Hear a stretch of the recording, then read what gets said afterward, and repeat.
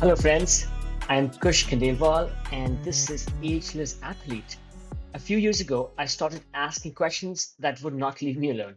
Why do some people keep pushing mentally, physically, spiritually long after others burn out or break down? What does it really mean to age well when you still crave movement, meaning, and mastery? This show is my search for answers. Each week, I talk to elite athletes, everyday adventurers, and pioneering researchers who are stretching the limits of what's possible across age, injury, illness, and self doubt. You will hear hard won lessons, untold stories, and science backed strategies for building a body and mindset that lasts. For those of us joining for the first time, welcome to the show. For the rest, thank you for joining us again. Time is our most valuable asset, and I deeply appreciate you giving me your time today.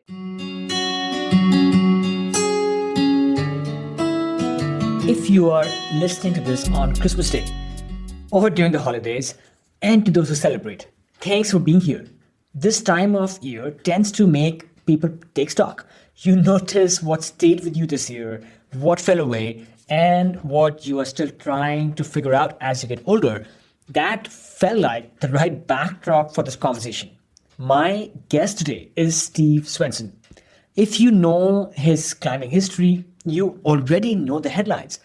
Everest, K2, first ascents in the Karakoram, climbing at extreme altitude without supplemental oxygen. But that's not how Steve talks about his life. And it's not where this conversation begins. Steve did not grow up in an adventurous household. His parents, they were not climbers, they were not outdoorsy. He wasn't especially athletic as a kid. What he did have was a deep pull towards far off places. Books about polar exploration, stories about people testing themselves in environments that felt almost unreal. When he was 14, he climbed Mount Rainier and felt like he had found something he did not want to lose. Over the years, that pull carried him to some of the highest and most complex mountains in the world. In this episode, Steve describes what climbing at extreme altitude actually feels like, how your thinking slows, how decision making gets harder, and why preparation matters more than confidence. We talk about endurance versus talent, about why partnerships matters more than individual strength, about why staying uninjured becomes a serious accomplishment as you age. Steve also shares how he held a full time engineering career, raised a family, and still made space for long expeditions. And the trade offs that came with that. Yes, I think I learned some deep wisdom on finding that balance. We get into aging honestly. What changes, what takes more work, and what still improves if you're still willing to adjust how you train and how you think. We talked a lot about this towards the end of the conversation, so make sure you stay for that. So, this conversation, we're not trying to hype anything up. It's reflective, practical, and grounded in experience. It's about continuing to engage with life, even as the edges shift. And since this is Christmas, I want to pause for a moment to to say thank you. This podcast continues because listeners support it through buying me a coffee. I'm genuinely grateful to people who have done that recently. Lori Bolin, Mandy Hostetler, Amit Verma, Bob Becker, Princeton Jones, Levi, Kolokile, sorry if I butchered your name, Doug Berlin, Joan Weisberg Berlin, and Waj Chaudhary. Your support keeps this podcast independent and thoughtful. Yes, as an independent creator, I don't take that lightly. I am deeply grateful. If this show has meant something to you this year, there's a buy me a coffee link in the show notes. All right, here's my conversation with Steve Swenson. Steve, I always like to start off with this question, which is, where are you right now, and what did you have for breakfast this morning? I'm in Seattle, Washington, and I had a smoothie with my protein powder in it and a bagel. That's delicious breakfast. Actually, I love bagels. What's your favorite kind?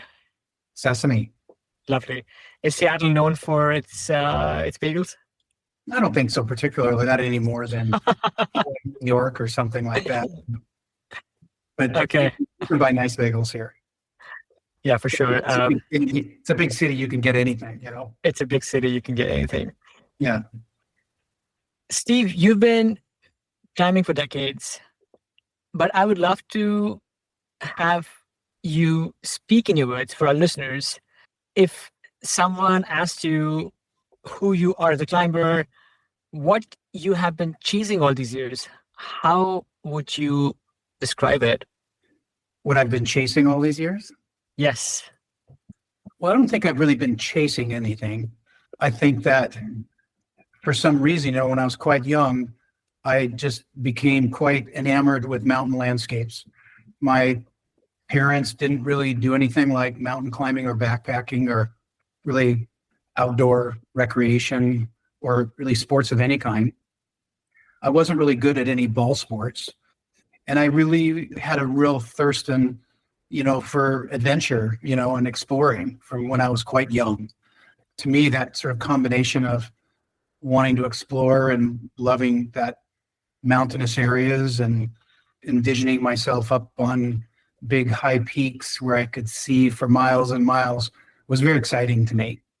Steve, I read that as a kid, you were inspired by climbing books, that they gave you a window into what was possible.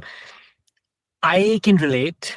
I was a voracious reader, I guess a bookworm of sorts when I was young, and I was daydreaming about mountains. I was just riveted. Can you take us back to those early years on how reading helped lit that fire for you? Oh, it was amazing because actually kind of where it started, what I really got interested in reading to begin with were quite thick nonfiction books about Arctic and Antarctic exploring. So reading about Amundsen and Scott and all of those, Shackleton and Mawson and all of that stuff I just ate that stuff up. And I was quite young. I was reading those. I was maybe 7 or 8 years old. And I was reading these, 300-page adult nonfiction books that I would get from the library, and they'd only check them out for a month. And I wouldn't always get through. Maybe I'd get halfway through them in a month, at that age. But I just, it really gave me this, it really kind of fed that lust that I had for, getting out in nature and experiencing the elements and, that environment in a real dramatic way. And that kind of started it. And there was a very nice librarian on the bookmobile that came around to our school every month that knew that I was interested in those books. And I would get there and she'd go, "Oh, Steve, I have a book for you this month." So that librarian was very helpful to me and in sort of with what I was interested in reading and that I just described. I mean, those days, when one didn't have any book or any kind of music at one's fingertips. And I think the anticipation of waiting for that right book, I think that it just heightened that experience. Plus the fact that we did not have devices back then. So once you grabbed a book, you were allowed to get lost between those pages for a long time. Yeah. My parents subscribed to National Geographic, and I think in the early 60s, they had the big spread on Americans on Everest. And I was probably, 9 years old when that happened. And I saw that and I go, well, I want to do that.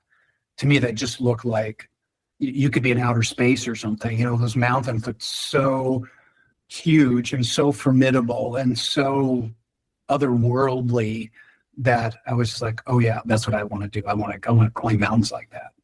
What I just looking around my neighborhood, I was like, I was growing up in Seattle. So you had the Cascade Mountains nearby. And there was a friend of mine at school who was a member of a Boy Scout troop that was in the neighborhood, and I waited until I was 11 years old. You had to be 11 to be in the Boy Scouts. I didn't want to be in the Cub Scouts and like do crafts, arts and craftsy stuff. I wanted to go out. So I waited until I was 11, and I joined the Boy Scouts, and I was fortunate to get involved in a very active troop that, we went hiking every month. In the summer, we had a 50-mile hike we did in the Cascades or on the Olympic Beach coast or someplace every year. I'd go to Boy Scout camp and things like that. And when I was 14, one of the scout leaders made a deal with, by then you were kind of an older scout, that if we stuck with it, if we didn't quit, he would take us climbing because he was a climber. And it was this deal that if you stay around and help with the younger kids in the troop, I'll take you climbing. And so I started, climbing volcanoes in the Pacific Northwest when I was 14. I climbed Mount Rainier when I was 14. And I thought I died and went to heaven. Yeah. Yeah. I guess maybe that was that turning point when you realized that this was beyond just reading about these adventures. You were beginning to start leading a life of your own. Right. Yeah, and it was a life of my own and kind of separate from my family and my parents, and lovely people, but they were very religious. And I wasn't religious. I knew at a very young age I wasn't religious. It didn't make sense to me. And so it sort of also gave me an avenue to sort of kind of create my own sort of path for myself that didn't involve that. You mentioned your family, besides being not religious, they were not particularly outdoorsy. No. And what did they make of this interest in you, this fire in you to do something that was a bit different than maybe what they imagined for you? You can probably imagine a little bit. You're from India, where maybe, kind of family traditions, and what you're expected of you is maybe even a little bit more strict than America. And so I had a lot of that, but maybe not as much as some of the maybe things that you might have grown up with. My parents, when I was in Boy Scouts, it was okay because it was Boy Scouts. They didn't really know what I was doing. They didn't really know what I was learning. But as soon as I got into college and I was like really passionate about it, then they started to get worried because they thought I was going to get hurt or they thought I was going to get killed. And so they were not supportive.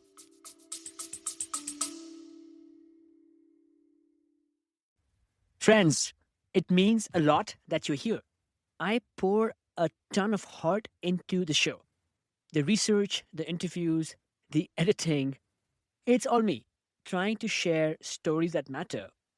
If Ageless Athlete has ever made you feel seen, inspired you, or just kept you company on a long drive, or better, over a run, or a bike ride, I would be so grateful if you considered supporting it. Even a small amount helps keep it going, helps keep bringing the show to you for free.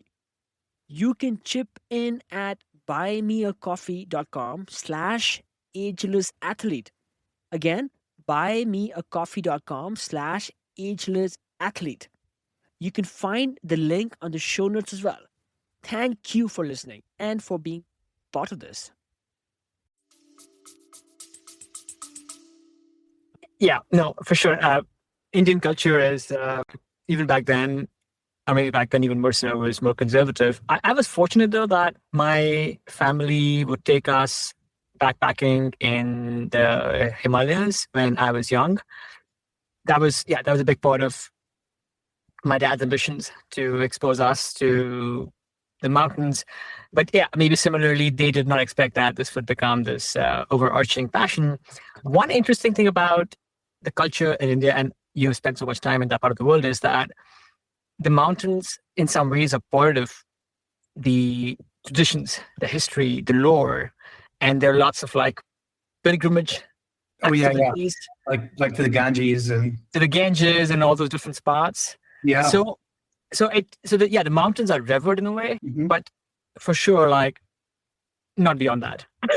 So if you are like an urban family, you might humor it to some degree. You might even encourage it. But then if your path to the mountains or to adventure takes you away from like the more understood path of Yeah. following mainstream professions, then that becomes a little difficult. That was the same with me. Same with you. Yeah. So interesting. See, you have been on peaks that even non-climbers know about, right? Climbed Everest, climbed K2. So rather than going down that list, I would love to hear you tell a story. Maybe one climb that when you look back still captures the essence of who you are and why you climb. That's a good question. I think that the longer as I said earlier, my initial attraction to the mountains, was for adventure, to go into this otherworldly landscape that was complicated and it was spectacular and it was beautiful. But then to sort of the craft, of alpinism, to sort of really be able to achieve the kinds of goals that I wanted to, that over time, what I realized was a kind of a byproduct of that desire was becoming more important than the thing itself. And that the byproduct was kind of a set of values that went with it, like partnership, fortitude, creativity, independence, things like that you really had to work on in order to be successful and also to stay alive. They were inseparable. And I could see around me that, with different partners I had or other groups, that when they had issues or problems with what they were trying to do in the mountains, you could really, if you kind of peeled back the onion a little bit, those were values-based issues that were causing it, to happen in the first place. And, so for me, it's not only been this journey to kind of explore new places and do more difficult climbs, but also to kind of achieve that sort of almost like perfect, like partnership, that relationship, with your, with your teammates, how you make decisions, how you work with local people, how, just how you kind of learn the whole craft, to put all together a whole lot of complex pieces, to have them kind of fall in place in a way that just really clicked, to me, is extremely satisfying. And I think the climb that I did a few years ago on Linksar, when we did the first set of Linksar, felt like that. You make such an excellent point. It is this diverse number of activities that have to be orchestrated to be able to bring it all together. Because yes, you could be the most competent climber in the world, but if you are not able to bring the right team together, if you're not able to complete planning in a way that helps optimize for success, it will never come to pass.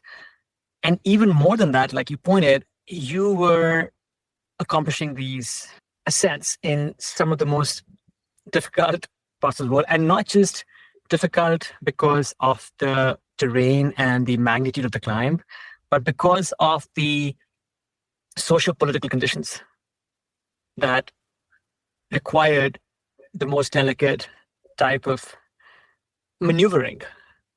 And I do want to ask you about some of those interactions and those cultures, Steve. But let's continue probing you a little bit about taking us into one of those climbs. And I thought maybe I would ask you this. You climbed Mount Everest without supplemental oxygen.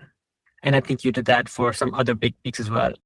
Were you doing something of a first of its kind when you first started doing these things without the aid of oxygen? Well, let's see. When I climbed Everest without oxygen, I would have been the 5th American. But the 5 Americans that had climbed Everest without supplemental oxygen, me being the 5th, I think all 5 of us did it within a couple-year period.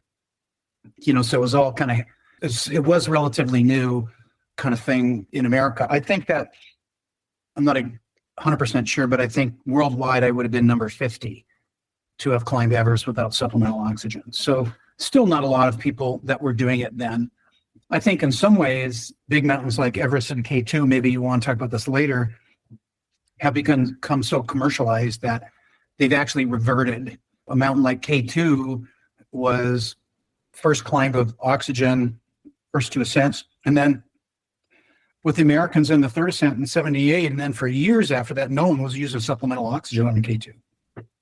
And then now that it's become a commercial mountain, now everybody's using oxygen again. What I think is sort of funny, then sometimes you'll get, a younger climber now will say, gee, I did, K2, no O2. And I'm like, well, that's great, but, that was the norm, that's not anything really that new, that was the norm, for probably through the 80s and the 90s and the first decade of the 21st century. Yeah, I think the two mountains where having supplemental oxygen probably is a big help is on Everest and K2. They're just so much higher. I think other 8,000 meter peaks, it's not quite so difficult. The last 800 meters without oxygen is a huge big deal. Sure. Most people can barely breathe. Hiking up something a bit more pedestrian like a 14er here in the US. What does it actually feel like being up there without oxygen? What's happening in your body? What's happening in your mind?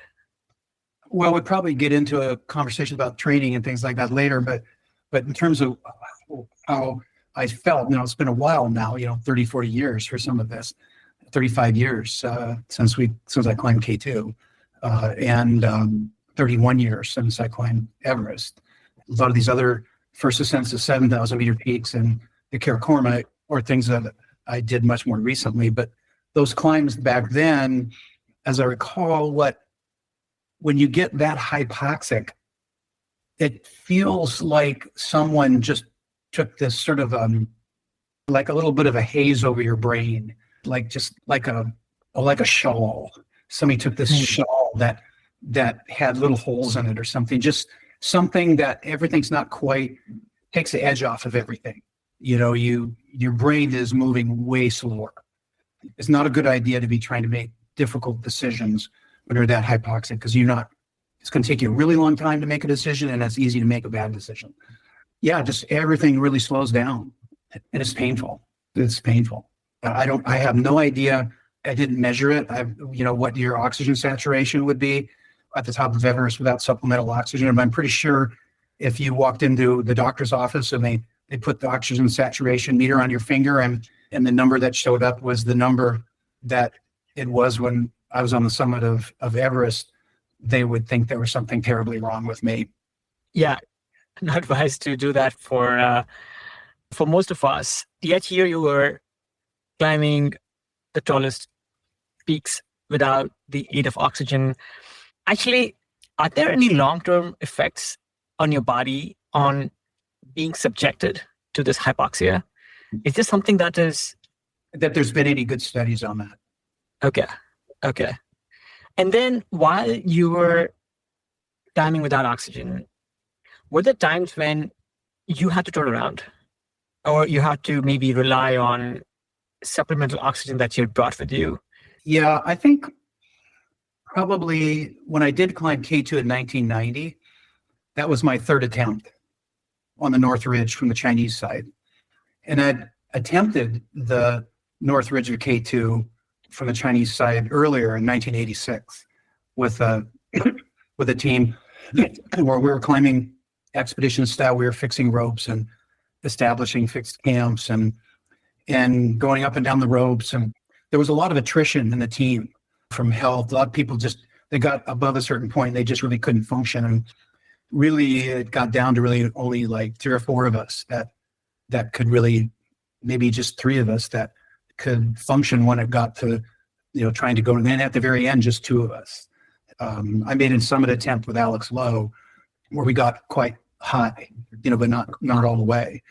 And what I learned there was that style of climbing back in those days, you'd end up spending so much time at high elevation, you could see what it would do to your body. And I probably spent 10 or 15 days at 25,000 feet or above.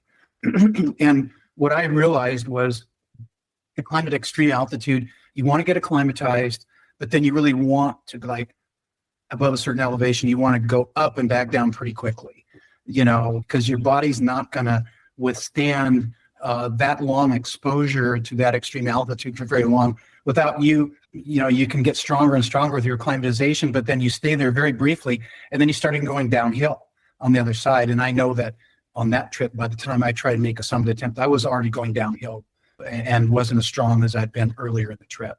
So that was a big lesson. I think the more experience you have with your body working at extreme altitude, then you kind of have a better feel for what works and doesn't work and how to pace yourself. And, if you're not feeling good, to, go back down. You don't have to stay up at a high camp. If you've got a headache, we'll just go all the way down, get better, and then come back.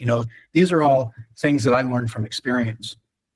Steve, I wanted to touch on something that we just spoke about, which is, yes, you have spent climbing and you have spent time climbing in these parts of the world, in the Himalayas, and your book, Karakoram, Climbing Through the Kashmir Conflict, dives into an area of the world where these mountains are beyond mountains, right? Like they are religious sites, but then they are also their borders. They can also be like flashpoints in this part of the world. And I think people listening, like Americans tend to think of this whole quagmire that's Pakistan, that's India, and then there's a war, and every few years, you hear of something going wrong. So what does climbing they teach you about politics and about conflict that outsiders often miss?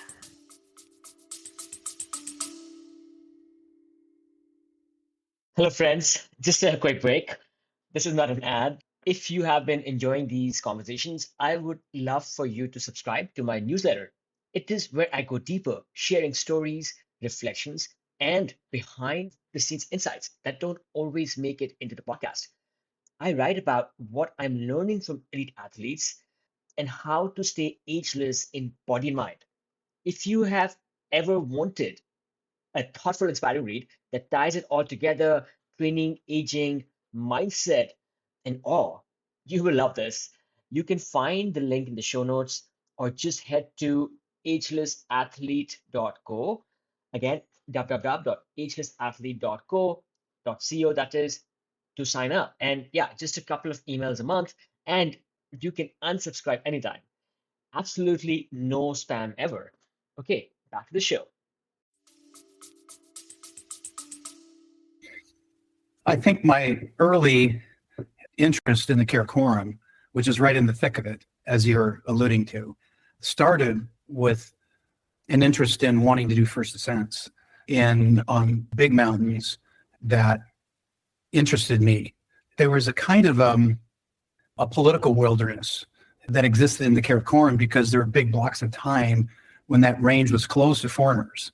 But then, if you wanted to go there, you became immersed in the sort of the political situation, because the mountains where we wanted to go climb were all in these sensitive areas, along, where these that were disputed, between India and Pakistan.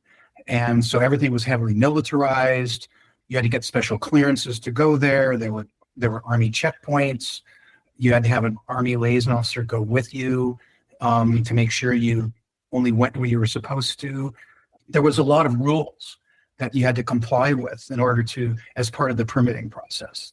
Yes, most people are not likely willing to go through all those processes.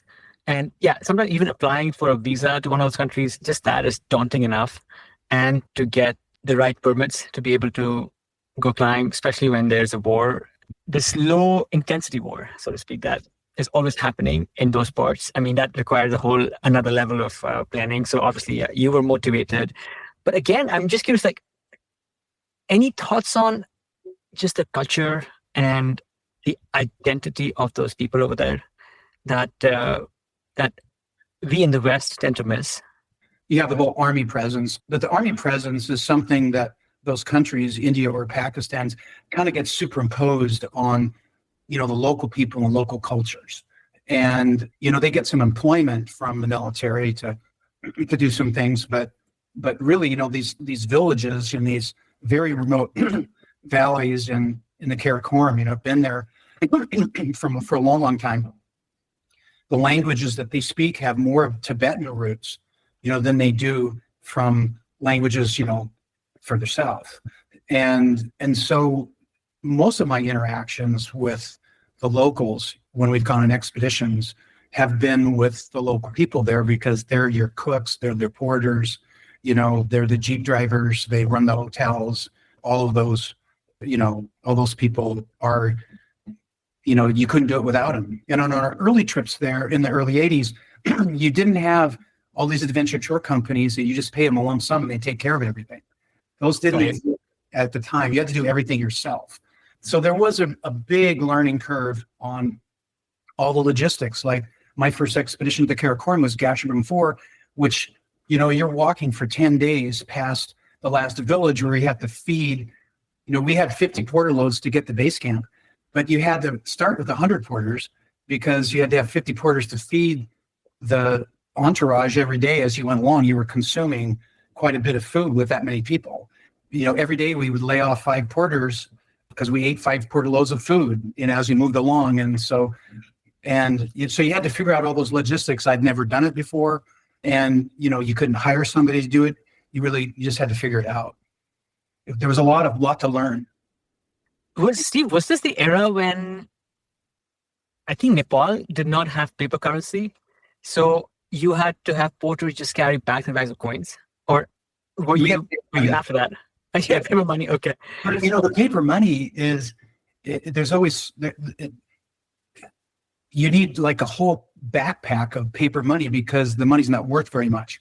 So when you pay off each porter, they get like a stack of bills like this. And so, it's the amount of cash that you have to be carrying with you to, while you're trekking to pay everyone off pay the porters every day is it's substantial.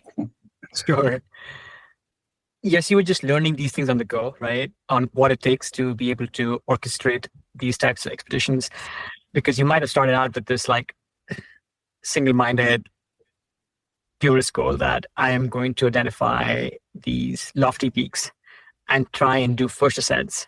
But then you have to learn how to navigate all these other challenges. And I'm curious, how did immersing yourself in that culture, and not just once or twice, but like decades of your life, how did that change you as a person on how you see the world? We don't need nearly as many things as we have in order to survive. These villagers are just emerging from a very rustic subsistence farming economy, up until the Karakoram reopened in the 70s, really, because there wasn't that much activity before that. They're cut off from the world, so they relied 100% on what they could grow in their fields and dairy products that their animals could produce. And so they were very, very poor. And, early on, all their clothing was handmade. They didn't really have much. There were no schools. There were no health clinics. But the thing that really struck me, and I've noticed this in many places in the world that I've been, is that people that live in that kind of culture, they rely on each other for their very lives. That village, when that expression, it takes a village, that's totally true. Nobody in that village survives by doing everything by themselves. There's this ecosystem of how they rely on each other to get the work done so that they can all survive. That is essential. And that really gets drilled into them in a way where they're incredibly generous, in a way that we're not. We get into this, all for one, everyone for themselves, and in our culture, even more and more, gets to where, people, in my humble opinion, we get less willing to spend time and effort on things that contribute to the common good. But in these small villages, if everybody isn't doing something to contribute to the common good, no one's going to survive. They have a way of taking care of each other that's quite endearing.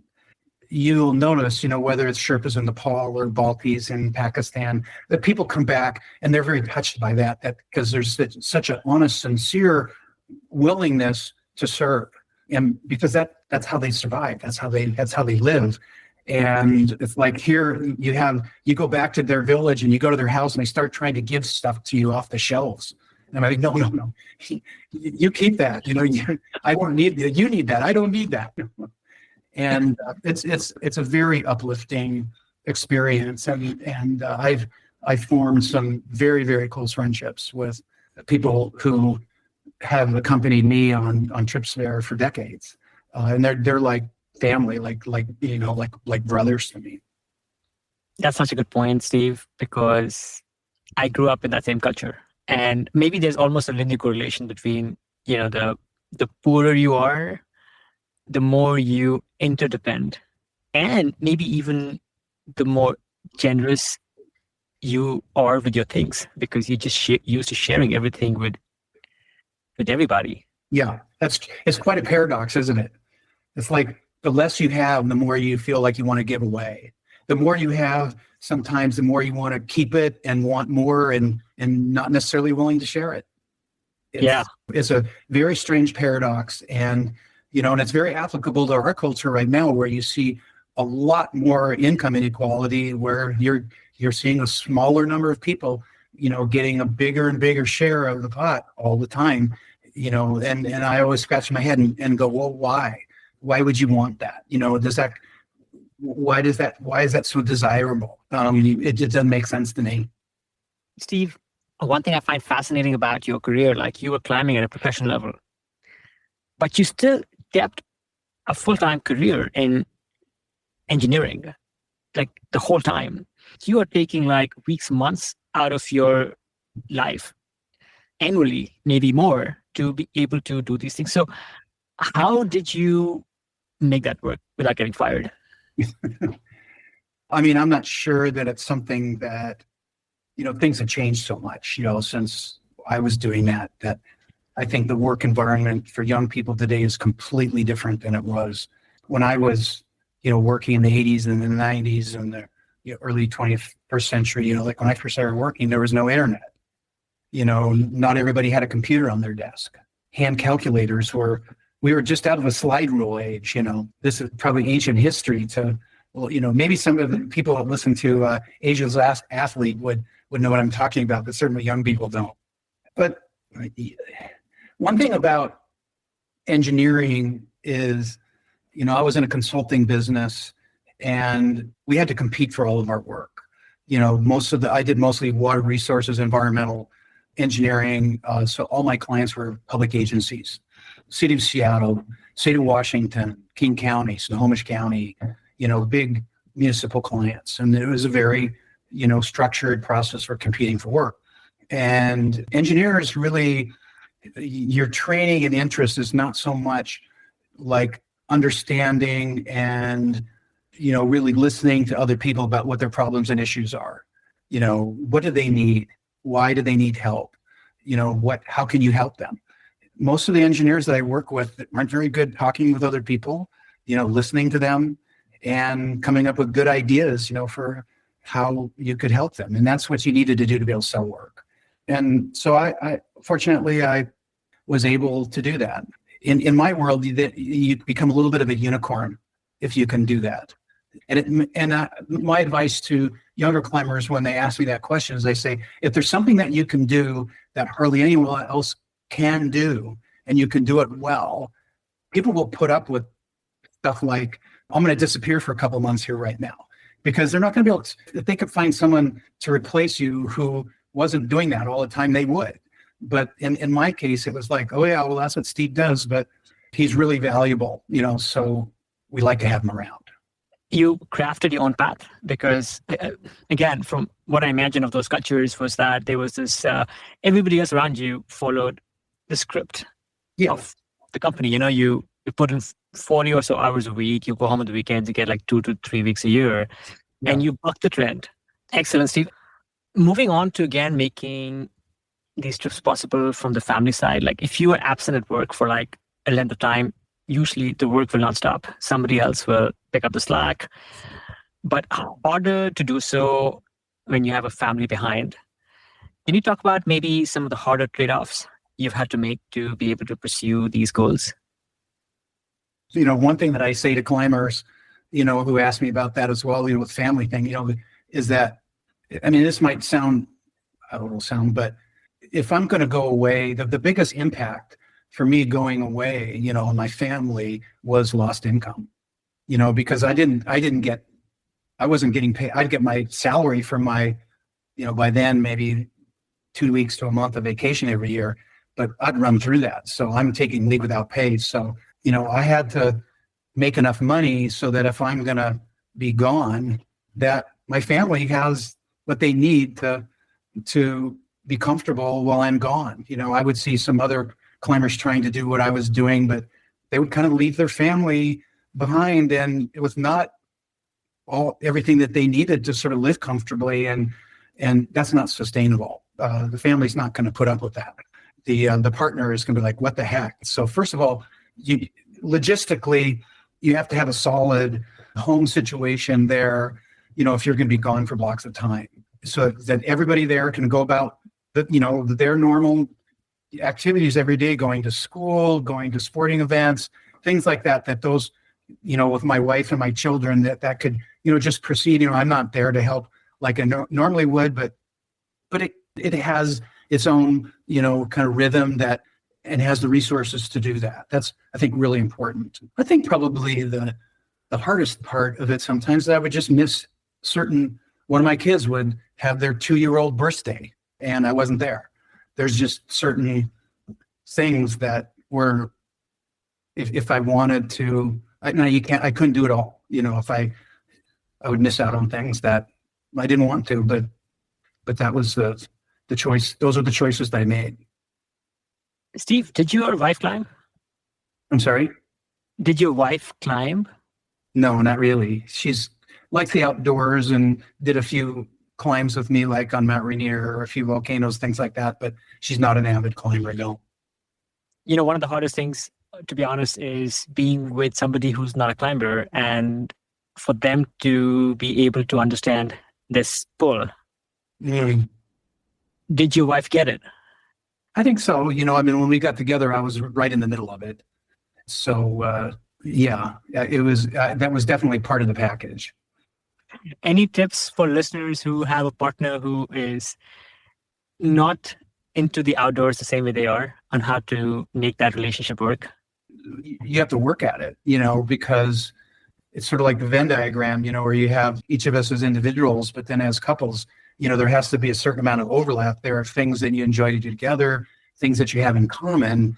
And I think it takes compromise on both people's part to sort of, actively seek out, and make sure that you're doing enough of those things. And it's actually easier to do that when I was younger with my wife and I, because we have family together. So you have this big intersection with kids and their activities and all of that, that really took up a lot of the time and a lot of the energy when it was actually harder to do that once the kids are gone and we're both retired, is to really kind of work on maintaining that intersectionality so that you don't just grow apart. Yes, when the obligations are out of the way that raising kids require, then yes, it becomes important to have this relationship with the other person that transcends that. Yeah. It's not, you hear it all the time that people, when their kids are gone, then couples are like, look at each other and go, who are you? I think whether you're a climber or not a climber or whatever, I think that applies to everybody, that 100%. You get to different stages in your life, and your relationships change your relationship changes with your partner with different stages of life, and you have to keep up with it. Or otherwise, if you don't nurture that and keep it going, it's easy to find yourself, hey, I don't have anything in common with this person anymore. What are we doing? But that kind of thing happens is because you neglected it for a while. Yes, one almost needs to plan for this future when the family's gone, when one is still raising the family.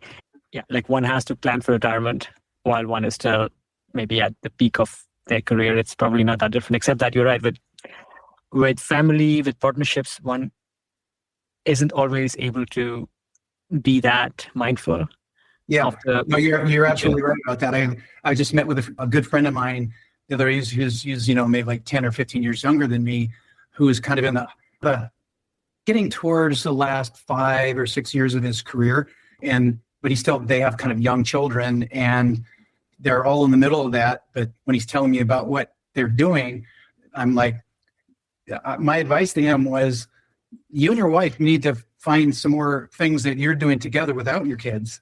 Maintain that intersectionality and those things that where you have kind of a common purpose and things that you enjoy doing together. Otherwise, when the kids are gone, you guys are going to be staring at each other and going, "What are we going to say? We don't have anything to talk about."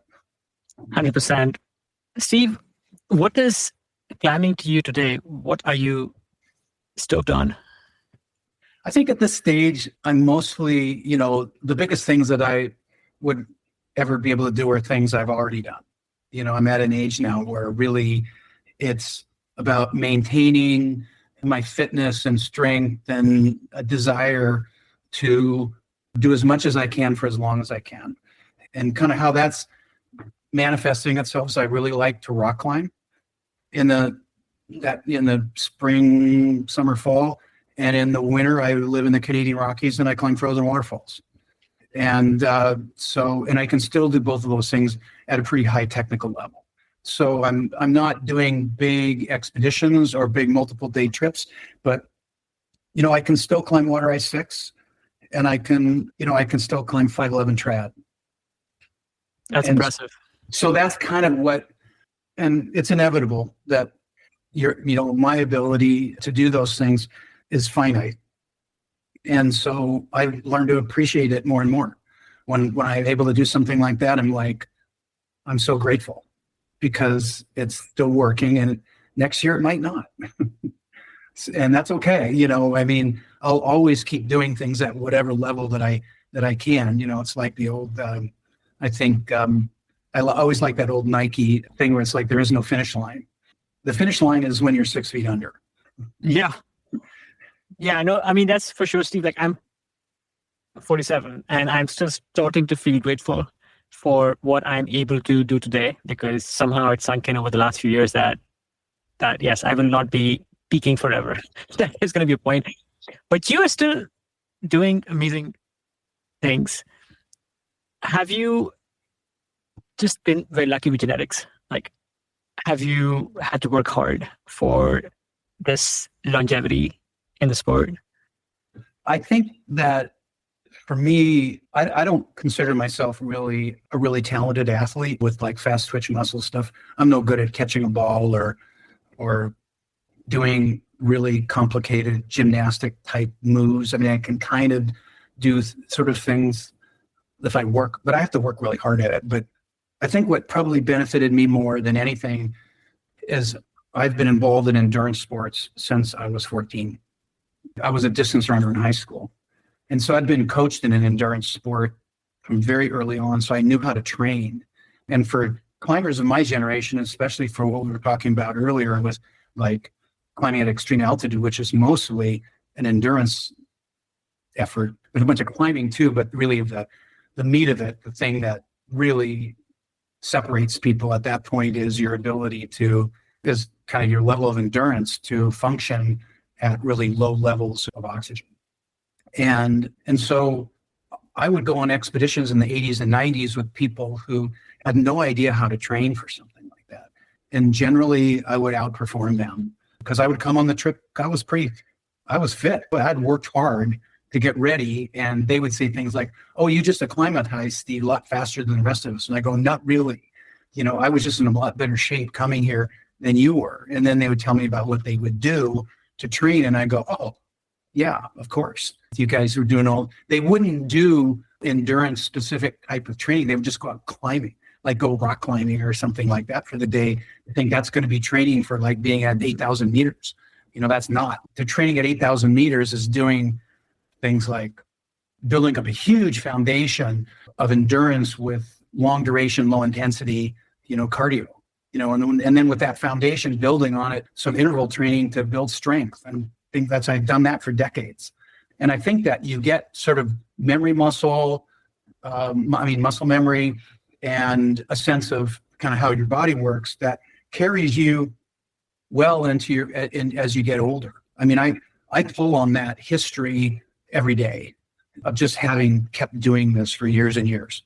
And that's not to say that an older person can't pick up and start doing some of those things and have them benefit them tremendously, but it would never be the same than if you'd been doing that from when you were very young. Those foundations, I guess your body grows and adapts or just learns those movements and gets shaped in that way. And maybe your mind does as well, because And people like say, well, why are people rock climbing so hard now? And I go, well, because they start climbing in the gyms when they're 4. And so just like what you just said, is that their bodies and their minds just get formed and built around an activity and their strength and all that from when they're so young, that they have such a huge foundation in that when they get older, they can do these amazing things that they would never be able to do if they didn't start when they were so young. For sure. And endurance sports, across the spectrum, like the hardest part sometimes is maybe in an ultra run, the last few miles, or on an alpine climb, the last 500 meters, like when every part of you wants to give up. In your case, your head is hurting because of hypoxia. Did you come up with any practices, like any mantras that helped you overcome the darkest of those expeditions? That's a really good question. I haven't really thought about it too much. I don't think that there was any kind of a mantra that I would have at the moment, kind of at the end of a big effort like that. To me, I'd like to think about any individual effort that I would make on a mountain or in a race or something like it. It's part of a bigger body of work, that has significance and meaning to me because of all the things that I've had to learn along the way to make that work. And so probably what I would say to myself in a situation when it got really hard like that, the thing I would repeat in my mind is, Steve, you know how to do this. You've done this before. You've prepared yourself well. You're doing okay. Do a little quick check, how you feel. There's the old, I think it came from Dougal Hassan, which was like I think they called it the Dougal dictum, where you get to where somebody is like, should we turn around? But then they would go, okay, well, do we have food? Do we have shelter? Is somebody sick? Do we have, you kind of go through the checklist, are we okay? And then if you check all the boxes, then you look at each other and you go, we're going to keep going. Yeah. That's the thing, like just having confidence in the preparation that you've put in. Yeah. I mean, a lot of the times when we make decisions to like quit, you really don't have to. It's painful and it's hard, so that's the thing that's screaming at you, stop. But in reality, you're okay. It's okay. It's going to be painful, but it's okay. You're going to be fine, so you can just keep going. Ignore it. Ignore that a little bit. There are certain things you do need to pay attention. That's why something like the Dougal dictum, I think, is important. It's like, okay, let's sit here and do a little checklist. Okay, we're okay. Let's keep going. And Steve, today, as you kind of pursue this round the year, Haro climbing calendar, are there any practices you have which allow you to balance everything out? Maybe you have some cross training thrown in, some mobility work. What is your routine today to be able to prepare for all the climbing that you do? I think one of the biggest mistakes that older people make is they don't do enough strength training. Because when you get, especially after 60, there's a technical word for it. I can't remember what it is. It's the medical word for that your muscles are atrophying it starts when you're in the 30s, but it Sarcopenia. Yeah. So that's starting to hit you big time. And the only thing that you can do to keep it from, you could decline like at a steep slope if you did nothing, or you could decline at a very gradual slope. You can't prevent it, but you can make that decline less steep with strength training. And the only way, in my humble opinion, that you're going to get that kind of strength training is in a weight room. Hmm. There's nothing that we do out there on a bicycle or on a set of skis or running up a hill or whatever that overloads your muscles to where you're actually, working those muscles to failure, because it's right before, like your muscles are screaming like, I can't do another repetition here. This is just, I can't do any more. It's that little bit right there that builds that string that wards off the loss of muscle mass from happening so quickly. So that would be the main thing I would say to older athletes is strength training is really important. And I know a lot of older people, but for some reason, they just won't go in a weight room. They're just, I don't know, afraid of it. Or like when we were kids or younger, the only people that went in weight room were the people that were bodybuilders, and we thought they were disgusting. And so it's just this whole mental thing about, but you got to get over it, just, you got to go do it. And then, you got to, like I said earlier, keep that cardio foundation, with long duration, low heart rate stuff, punctuated from time to time with some intervals where you get your heart rate up to a very high rate for short periods of time. If you're doing those things, you're going to last for a long time. Beautiful. Steve, can you actually help us dive a little deeper into your strength training? You shared with us the principles, which are so apt, but I think people would be really curious on maybe what is your own protocol? Think about your body. You've got biceps and triceps and upper lats and lower lats and your core, and then you've got quads and hamstrings and, calf muscles. And so if you go into the weight room, it's like, okay, you just go by muscle group. So, okay, and now I'm going to work my biceps here first. Then I'm going to work my triceps. And then I go through and I check off the boxes. I go through all my muscle groups. I'll spend a couple hours in the gym. I probably train 2 to 4 hours a day. 2 to 4 hours a day. Mm-hmm. And so are you like weight training almost every day? Are you mixing in the cardio and the... An hour and a half. And then I'll go do cardio for an hour and a half. And is your weight training, are you doing more, let's say, compound? Because again, like you said, we are not bodybuilders here. No. We are looking for somebody I had on the show, Natasha Barnes. He taught me this term, which is like GPP, general physical preparedness. So we're just trying to be really prepared for our sports and for getting older. So we can't maybe go and do, specific like exercises for different body parts. So like, do you have a program where you maybe are doing more compound exercises, working hinges, or are you just doing something different? No, I just go around to, do the individual muscle groups. But, I don't consider myself to be a coach, so if your listeners really want to dive into kind of more specific training routines, I hire a coach. I think that's worked for me, but, I'm not climbing 515 either, kinds of stuff. Depends on what your goals are, and what level that you want to be at. For me, for what I'm doing, it's more important to be consistent than it is to go out there and try to set some speed record or lift more weight that day than you ever have before. The two most important rules, I think, really are don't stop and don't get injured. And there's a lot of older athletes that I know who really, they have a hard time with their training volume as they get older, because you can't do the same training volume when you get older as you're younger, otherwise you'd be injured all the time. And so you kind of, like if you're going to go into the climbing gym, and you've got your project there, that's quite difficult. Maybe 2 or 3 days in the climbing gym, you don't get on your project at all.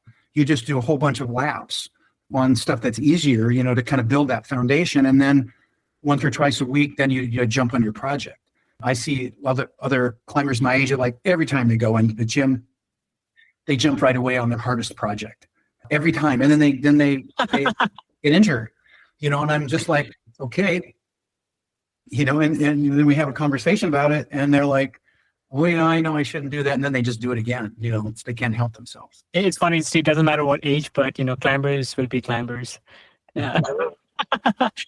And Steve, obviously, like you said, like getting older, there is some diminishment, but are there also some strengths that you're finding? Maybe there's something that you've unlocked over the last decade, few years that maybe you didn't have when you were younger that's allowing you to, both climb well, but then maybe get more out of climbing? I mean, it's an arbitrary sport, right? It's what it gives us. And just curious, any thoughts on that?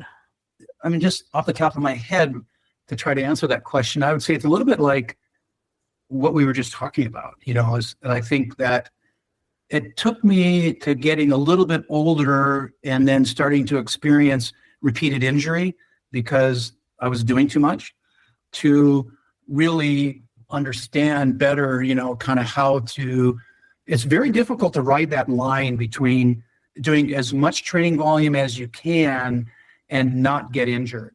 When you're very young, I mean, that's what they do with these athletes. Some of these swimmers, they hook them up to computers and all this stuff and their nutrition and everything. They're like these finely tuned machines, and to get them right up to that line to where they can to have maximum performance without really getting injured, hopefully. But as time goes by, that line becomes less over time. And I think at a certain point, maybe 10 years ago, I got to where my mantra really is when I come back from a training session, if I'm not injured, that's a victory. It doesn't matter if I did 100% of what I wanted to do that day, or like I wasn't feeling it. And then I said, okay, well, I'm just going to cut that a little bit short. Or if I feel a little twitch in a muscle that doesn't feel quite right, then I'll just stop. Because if you come back from your training that day and you weren't injured, that means you can go again tomorrow. If you get injured, then you can't go the next day or several days, and then you're going to lose it. You're not going to be able to maintain. So it's really, I think I've learned a lot as I've gotten older to be a lot more patient with getting the most out of what I can get out of my body for what it'll deliver at that time. And I think that's the key to longevity. And, it's playing the long game, really. It doesn't matter what you can do on a particular day so much as that you can be consistent and that you pace yourself. You those days where you do hard intervals, maybe you just do that once a week. That's all you can do. That's what I think I've learned to really keep doing it. Those are wise words indeed. And Steve, obviously you are doing many things right to be able to perform at that level today.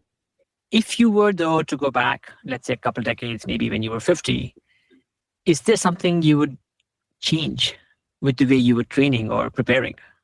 That's a good question. I probably wouldn't have been able to because I wouldn't have had enough time.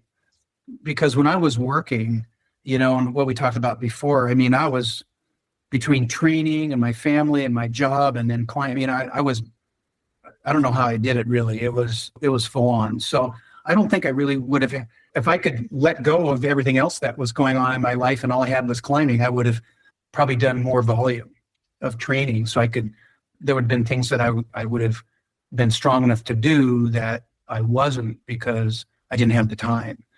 If I went back 20 years and my life was the same as it was with all the other things I was doing then, I don't think I could have done any more than what in terms of being an athlete. Sure. I don't think I had time for it. Would have had any spare time I had for it, I was using it for doing what we've been talking about. Maybe if you were to do something differently, obviously you were pushing yourself as hard as you could, but knowing what you know now, is there something you might have changed a little bit? I think that there's probably more knowledge now about how to train for endurance sports than there was then. I think that, the whole idea of that coaches talk about now with endurance sports is, building this foundation of, high volume, low heart rate stuff. The zone 2 stuff. But, when I was running distance in high school, our coaches would send us out when they call it LSD, long, slow distance. So which is that's exactly what it was, and so I don't know that all of the science was there yet to sort of say why you should do that, but we were doing it. But I think if I was going to go back 20 years, if I had the training knowledge we have now back 20 years ago, I probably would have spent some of that time differently, and I could have maybe been more efficient with it. Steve, this final section of the podcast, I like to call it the Ageless session. And I'm curious, as a society, what do you think we get wrong about aging? What we get wrong about aging is people quit. They think, okay, I retire, now I can go sit on the couch, and watch the football game, or, they don't do the work. And all the science has shown that exercise, not only just exercise, but also social engagement, are the things that keep people youthful. Do those things, like get out and do something, move your body around for an hour a day at least. Do something where you get a little bit out of breath, get your heart rate up to 130, 140, for a few hours, at a time. These kinds of things will make a huge difference for everybody as they age. And also, don't isolate yourself. Social engagement, keeping your brain working, all those things are volunteer, have people over for dinner, just, get a group together to go out for a hike, or when you go climbing, or whatever you do, that kind of interaction is really also important. And in this day and age where everybody's, people are not exercising and they're just spending a lot of time by themselves looking at screens, this is not good for your body and your mind as you get older. And I think that these outdoor sports, they serve like multiple functions. Obviously, the most visible one is exercise and maybe exposure to the outdoors. But I think there are all these indirect benefits that we have. Nobody goes rock climbing alone. And maybe in my early years, yes, when I was obsessed, I would go climbing with, random people of Mountain Project. But I'm not saying I will never do that, but it is that much more satisfying to have this group of people and build those shared experiences. So I think outdoor sports allows that. That's not the only way to nurture community, but it is certainly like a proven way. Steve, what might be a habit or a routine that, or maybe even a behavior that you've picked up in the last few years that helps you keep grounded? Really, I think I said it before, which is don't stop. Because as you get older, you're going to have setbacks. I recently had to have a major surgery to have part of my lung removed because I breathed in some bacteria that grew into this big infectious mass that, like in July, I had to have it removed. It was a big deal. I've never, you're just going along about your business. You're very, very fit older person, and then you breathe in some bug, and the next thing you know, they lay you out on a table and fillet you like a fish. But then, my recovery is going really well. I'll be back doing stuff like I was doing before. But I had a very strong ethic of, what's my plan going to be for my recovery, with my nutrition, you can't stop. You can't let these little things that come by, say, okay, well, now I'm good. I'm done for now. That's going to be the end of it. It's like never, it's like there is no finish line, like I said, until you're dead. And have fun. There's so much joy I've been thinking about this lately, what psychologists would call the effort paradox, which is that naturally we always kind of want the easiest way out, take the shortcut. I don't want to have to do that. But it's also, an existential fact that we derive purpose and meaning from dealing with challenges and difficulties. And so to the extent that we're willing to put in the work, to put in the effort, to do these things like to engage, to get our exercise, do these things, it gives you purpose, it gives you meaning, it gives you ways to stay connected with other people. These are there's no fountain of youth, but these are the things that will help keep you young for as long as possible if you do them. You got to make the effort. You got to make the effort. See, since you are a keen reader, if you could gift a book to every climber or athlete over 40, what might that book be? Oh, I don't know. I don't read that many climbing books. It doesn't have to be climbing at all. Just any book. I'd have to think about that for a little while. Sort of growing up, when I was a young climber, like teenager, my favorite book was Tom Hornbein's Everest to West Ridge.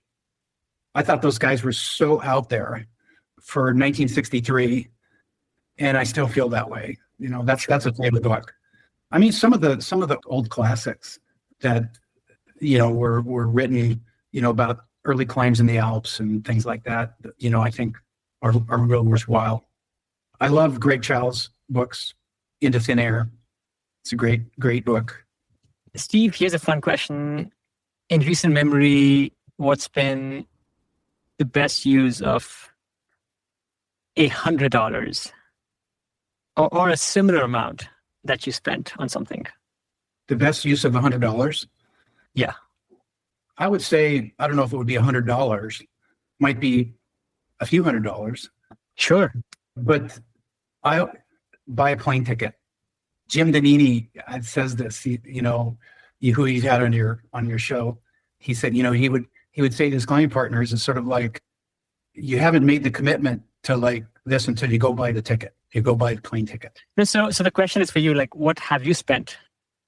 I spent a lot of time going, I have to come back to Seattle a lot for different things, but really the best money I spend is the money I spend spending time in Canmore because I jump on a plane and get up there and I've got 1,500 meters of a peak right behind my house that I can move quickly up that trail and get a great workout. I can go to there's just so much to inspire me there to kind of, make the effort that for me, spending money on things to give you experiences that help you be the kind of person that you want to be it's always money well spent. I don't think that spending money on things I really care about, but spending money on experiences that are worthwhile is priceless. I couldn't agree more. And yeah, whether it's a plane flight or it's maybe even, I don't know, gas to go climbing,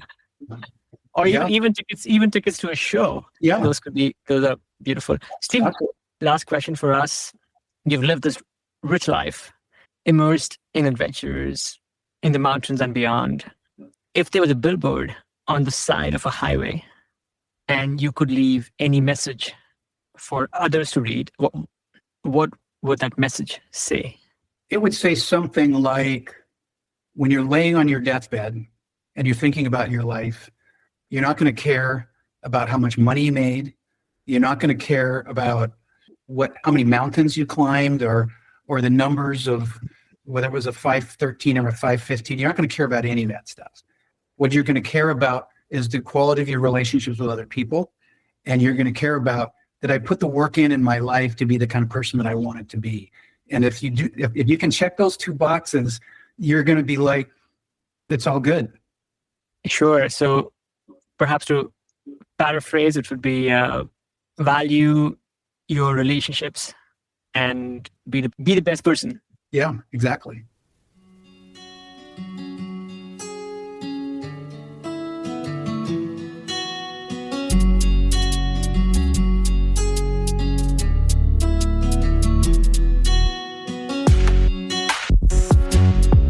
That's it, folks. Thanks for tuning in to this episode of the Ageless Athlete Podcast. I hope you enjoyed this show just as much as I enjoyed creating and producing it.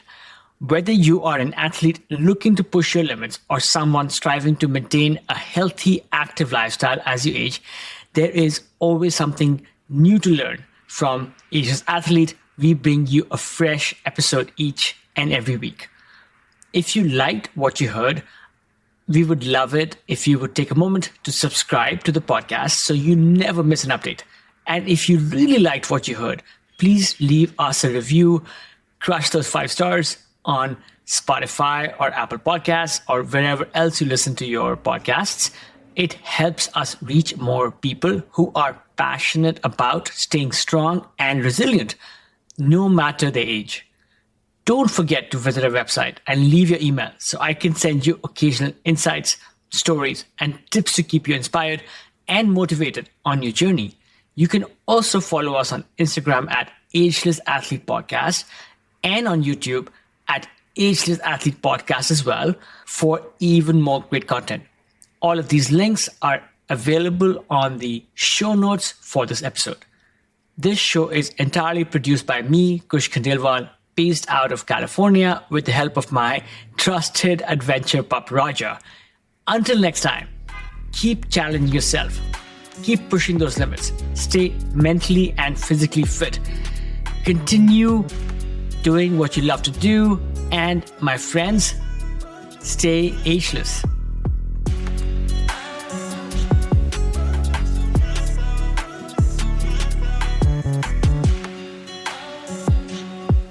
Friends, this is not an ad. This is just a quick message to those amongst us who are listening to Ageless Athlete podcast for the first time. I would love it if you would hit subscribe and follow on your favorite podcast app, whether it's Apple Podcast or Spotify or Stitcher or Overcast or what have you. We bring you stories and routines and other inspiration from elites in the world of the best outdoor sports. In each episode, you will find how these athletes stay connected to the outdoors, maintain peak performance, and continue to thrive as they age. I encourage you to look through prior episodes and listen to a couple and see if they resonate. And then, come back next week. We release an episode each week. And I am really inspired to bring you some of the best stories from the world of the outdoors. Okay, back to the show.